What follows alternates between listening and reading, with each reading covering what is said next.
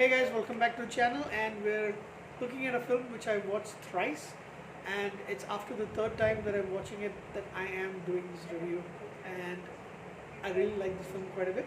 It's called The General's Daughter, and it came out in 1999. The first time I watched it was on maybe cable, or yeah, I think it was on cable back in I think 2002, 2003, I guess.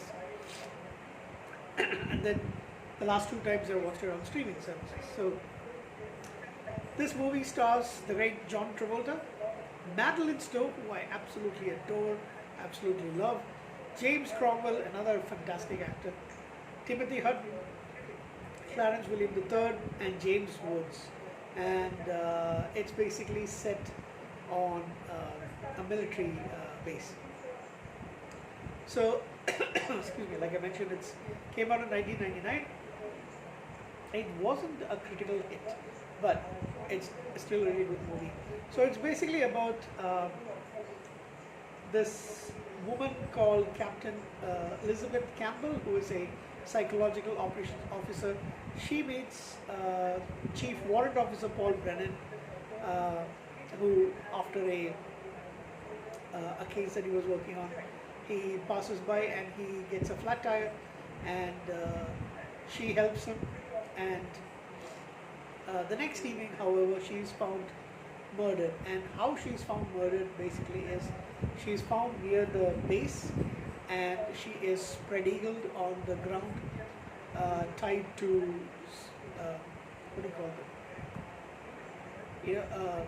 A little piece of wood that is put to the ground, stakes, no, not stakes, pegs, I guess, and she's completely naked, right? So she's found there. Her father happens to be Lieutenant General Joseph Campbell, played by James Cromwell, and that's why it's called The General's Daughter. So the one of the marshals in the base, his name is Colonel William Kent. He secures the crime scene, and Brennan and rape specialist warrant officer Sarah Sunhill, played by Madeline Stowe, are given the case, and they come to investigate. So they see the records, and they notice a few things about the second year when she was at West Point, which is, as far as I understand, it is basically like a training camp for soldiers and military FOs and all of that.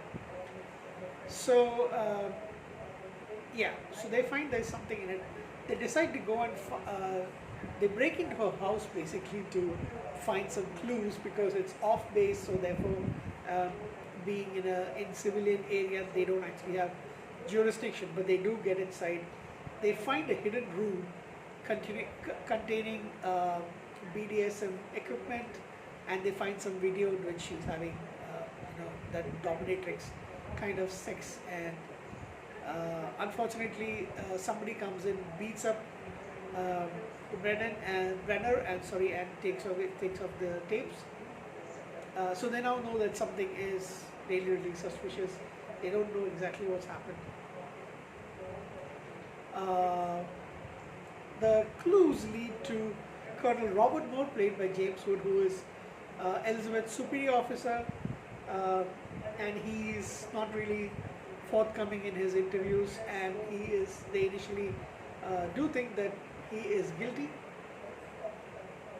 and Brennan basically arrest him and put him in lockup. Sunhill is also attacked by a soldier. He intimidates her. He doesn't have his mask, he's got his mask on, but she recognizes him from a ring that he's wearing. And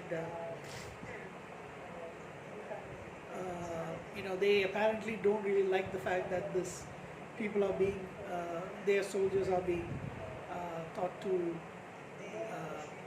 be one of the perpetrators of the crime. And so they find out that Elizabeth was very promiscuous. She's basically had sex with a lot of the men at the base, and it's basically because she's got a problem with her a father. That's how you come to know what exactly happened. So the reason why she has this problem with the general is because while she was at West Point, she was considered to be, you know, fast tracked. She was absolutely brilliant, and there were some men who couldn't stand the fact that she was outscoring all of them. So during a particular training exercise where it's simulated like a war and it's late at night, they grab her, they strip her naked, and they gang rape her and leave her for dead, basically.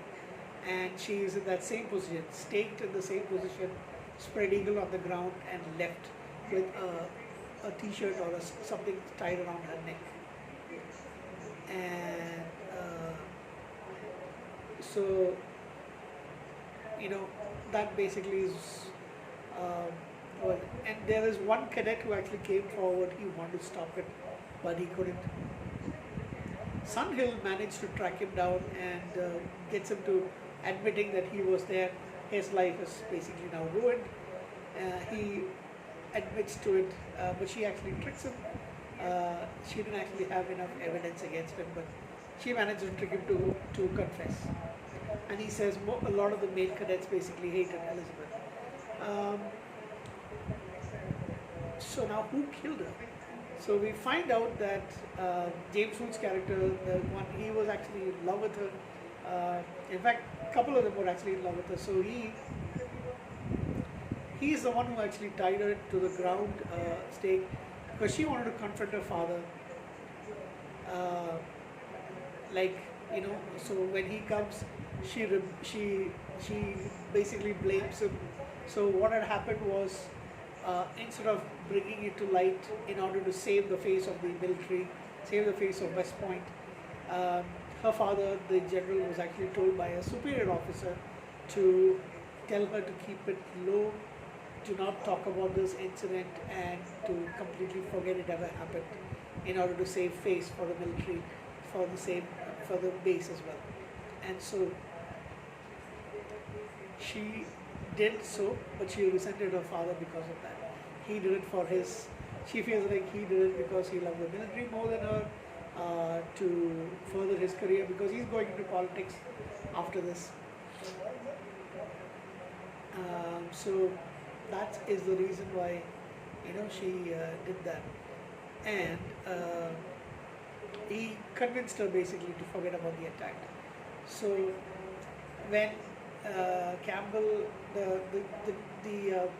colonel, sorry, the general, when he sees her, he just threatened her with court-martial because she's having the affair with multiple officers, and that's when she decides to do the stage attack. And he leaves her and goes away. And then Kent, the guy who was friends with Brenner, he is in love with her. He finds her, and he's also had, even though he's a married man, he's also had sex with her. So he comes to her and she rebukes his affection, so he gets mad and he kills her. So he didn't actually tie her to the stakes, but he basically did, you know, kill her at the end. So at the end of the movie, he basically has guided, you know, and he's even killed more, James Woods' character. So he basically is taken of Sun Hill. She doesn't know that he's the killer, and Brennan does discover it towards the end, and he comes towards, after he confronts the general, he confronts Kent, and Kent commits suicide by stepping on a landmine. So Brennan and Sun Hill, they part ways, but they know who the killer is. They publish their findings. However, Brennan isn't complete, so he prepares, while Elizabeth's body is being taken onto a ship to get to be buried in, I think towards wherever their house was, their hometown actually is. He confronts her father and blames him for the death, and he says that he's going to have him court-martialed for conspiracy to conceal a crime and basically ruin the general's career and life after that, and that's how the movie ends. You can actually see it happening, but yes, we do get to know that this is what's going to happen. So that was a really well done movie, and it's kind of brutal in that way, the way it's actually done. So I give it, thumbs up for this particular movie. It was made on a budget of roughly $95 million. It says 60 to 95, so I'm putting it as 95 million. Must have made 149.7 million at the box office, and probably a little bit more on DVD and streaming. So you can get it. I don't have the DVD for this, of course, but I would definitely like to get it because it's a really good movie. And I think Travolta's in one of his best.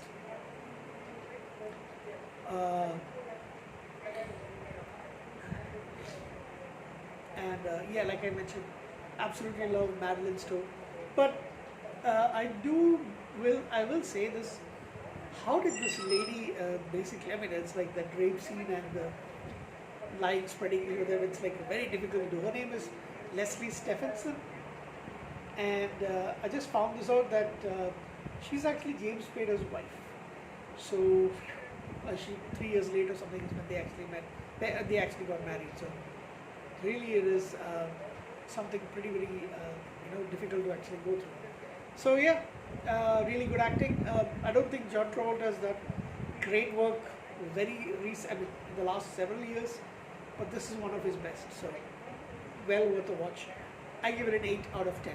Thank you and good night.